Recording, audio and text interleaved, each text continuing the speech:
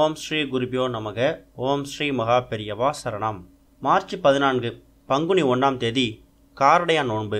அன்னைக்கு தினம் இந்த ஒரு நீரை உங்கள் வீட்டோட பூஜையை வச்சு பூஜை பண்ணிவிட்டு அதை வீடு ஃபுல்லாக தெளிங்க. கண்டிப்பாக இழந்து போன செல்வங்கள் எல்லாம் உங்கள் கைக்கு மீண்டு வரும்.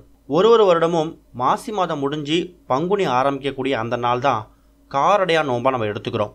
காரடையான் நோன்பு அப்படிங்கிறது சத்யவான் சாவித்ரி இவங்க 2 பேரை பற்றியான புகழை பரப்புறதுக்காக தான் கொண்டாடப்படக்கூடிய ஒரு அற்புதமான நாள்.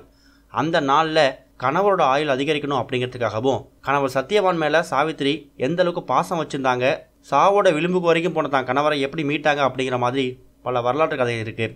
அந்த வகையில் காரடை நோன்பு அன்னைக்கு விரதம் இருக்கிறது மூலயமா திருமணமான பெண்கள் தான் கணவரோட ஆயுளை அதிகரிக்க முடியும். சிம்பிளாக சொல்லணும்னா மாசி கயிறு பாசி படியும்னு சொல்லுவாங்க. அந்த அளவுக்கு சக்தி வாய்ந்த ஒரு மஞ்சள் சரடு தாலி கயிறு உங்கள் கழுத்தில் நிலச்சிருக்கும் அப்படிங்கிறது தான் இந்த காரடையான் நோன்போட முக்கியமான ஒரு ஐதீகம். அந்த வகையில் அன்னைக்கு தினம் உங்கள் வீட்டில் கார அடை, வெள்ளை அடை இதெல்லாம் நீங்கள் செய்யணும். முக்கியமாக மஞ்சள் சரடு, நோன்பு கயிறு இதெல்லாம் கழுத்தில் கட்டிக்கணும். அன்றைக்கி தினம் காரடையான் நோன்பு அப்படிங்கிறது காலையில் 6:35 மணிலேருந்து மதியம் 12:48 வரைக்கும் இருக்குது. சரியாக ஒரு 12:46க்கு நீங்கள் மஞ்சள் சரடு மாற்றிக்கலாம், கழுத்தில் நோன்பு கயிறு கட்டிக்கலாம். இது இல்லாமல் உங்கள் வீட்டோட பூஜை அறையில் இந்த ஒரு கலசத்தை நீங்கள் தயார் பண்ணணும். உங்கள் வீட்டில் இருக்கக்கூடிய ஏதாவது ஒரு அம்பாள் ஃபோட்டோ எடுத்துக்கோங்க. அன்னைக்கு தினம் காமாட்சி அம்மனை வழிபடுறது ரொம்ப சிறப்பு. காமாட்சி அம்மன் ஃபோட்டோ இருந்தால் அதையும் எடுத்து வச்சுக்கோங்க. ஒரு இலை ஒன்று முன்னாடி வச்சு அதில் வெற்றிலை பாக்கு, பழம், அது கூட உருகாத கெட்டி வெண்ணெய், அது ரொம்ப முக்கியங்க. காரடையான் நோன்பு அன்னைக்கு உருகாத வெண்ணெயை நீங்கள் இலையில வச்சு நெய்வேத்தியம் படைக்கிறது ரொம்ப முக்கியம் வாய்ந்த ஒன்று. அது கூட நீங்கள் காரடையான் நோன்பு கார அடையை செஞ்சு வெள்ளடையை செஞ்சு நீங்கள் அந்த இலையில நெய்வேத்தியமாக வைக்கணும். இதுக்கடையில் ஒரு சின்னதாக ஒரு சொம்பு எடுத்துக்கோங்க, அதாவது கலசம் மாதிரி எடுத்துக்கோங்க. அதுக்கு மஞ்சள் குங்குமம் பொட்டு வச்சு அது உள்ளார தண்ணி ஊற்றி அதில் மஞ்சள் தூள், ஏலக்காய், பச்சை கற்பூரம், கிராம்பு இது எல்லாத்தையும் போட்டு அந்த தண்ணி ரெடி பண்ணிக்கோங்க.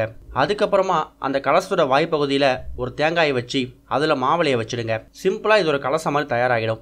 இந்த ஒரு கலசத்தை காமாட்சி அம்மன் படத்துக்கு பக்கத்தில் வச்சு பூஜை செஞ்சு பூஜை முடிஞ்சதுக்கு அப்புறமா தாலி சரடு, நோன்பு கறியெல்லாம் கட்டிக்கிட்டதுக்கு அப்புறம் அந்த கலசத்தோட தண்ணி இருக்கு இல்லைங்களா, அதை உங்கள் வீடு ஃபுல்லாக தெளிச்சு விடுங்க. அப்படி தெளிக்கிறது மூலயமா, அதுவும் காரடையான் நோன்பு அன்னைக்கு தெளிக்கிறது ரொம்ப விசேஷம். இந்த கலசத்தோட தண்ணீர் ரொம்ப சக்தி வாய்ந்த ஒரு தண்ணீர். காமாட்சி அம்மனா பாவிச்சு நீங்கள் அந்த கலசத்தை வழிபடுறீங்க. அது மூலயமா உங்கள் வீட்டில் இழந்து போன செல்வங்கள்லாம் திரும்ப வரும். கணவருக்கு நல்ல உத்தியோகம் கிடைக்கும், கணவருக்கு நல்ல ஒரு ஆயுள் கிடைக்கும், குழந்தைங்களோட படிப்பு மேம்படும், வீட்டில் வறுமை தலைவிரிச்சு ஆடுதுன்னா அதெல்லாம் தெரிச்சு ஓடிடும். அதனால் மார்ச் 14ஆம் தேதி, அதாவது பங்குனி 1 வியாழக்கிழமை அன்னைக்கு காரடையான் நோன்பு தினம் நீங்கள் இந்த ஒரு கலசத்தை வச்சு வீட்டில் படைச்சிட்டு அந்த தண்ணீரை மாவிலை எடுத்து உங்கள் வீடு ஃபுல்லாக தெளிச்சு விடுங்க. ஓம் ஸ்ரீ குருபியோ நமக. ஓம் ஸ்ரீ மகா பெரியவா சரணம்.